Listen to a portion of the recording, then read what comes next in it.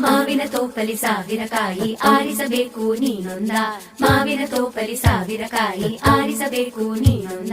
ಹುಳಿಯಿದ್ದರೆ ಉಪ್ಪಿನಕಾಯಿ, ಸಿಹಿಯಾಗಿದ್ದರೆ ಸೀಕರಣೆ, ಹುರಿದಿಟ್ಟ ಮೆಣಸಿನಕಾಯಿ, ಸಿಡಿ ಸಿಡಿ ಎಂದರೆ ಒಗ್ಗರಣೆ. ಮಾವಿನ ತೋಪಲಿ ಸಾವಿರ ಕಾಯಿ ಆರಿಸಬೇಕು ನೀನೊಂದ, ಒಂದೇ ಹಣ್ಣಲ್ಲಿ ಬಗೆ ಬಗೆ ರೀತಿ ಇಟ್ಟನು ಯಾಕೆ ಭಗವಂತ.